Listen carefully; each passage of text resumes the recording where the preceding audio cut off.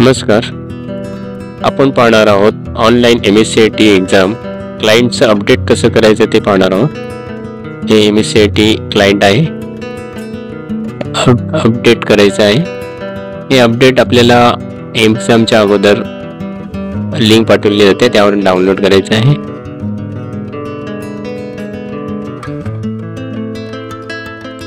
Close करायचं आहे. Close केल्यानंतर file folder not found in your MSCIT update source path हा मेसेज येतो, म्हणजे तो अपडेट झालेला नाही आहे. तर आपण पुन्हा ऑनलाईन एक्झाम सेटअपचं इन्स्टॉलर आहे ते सेटअप रन करायचं आहे.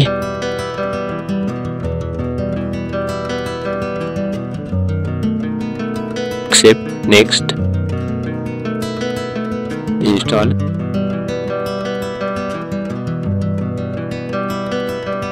हे सॉफ्टवेअर ही आपल्याकडे असेलच. आता हे रिपेअर करायचं आहे MSCIT क्लायंट.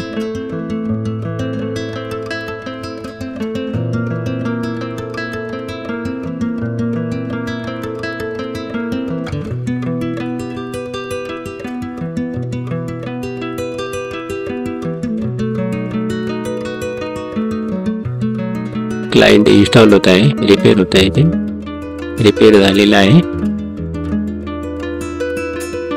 तर नेक्स्ट द्यायचं आहे, फिनिश. आता पुन्हा आपल्याला जे आपण अपडेट डाउनलोड केलेलं आहे त्या फोल्डरमध्ये जायचं आहे. नाही, पुन्हा अपडेट करायचं आहे.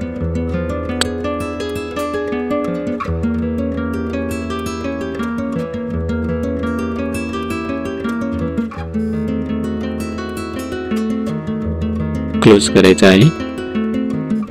आता पाहू शकता हे अपडेट झालेलं आहे. अपडेटचा मेसेज आलेला आहे आपल्याला.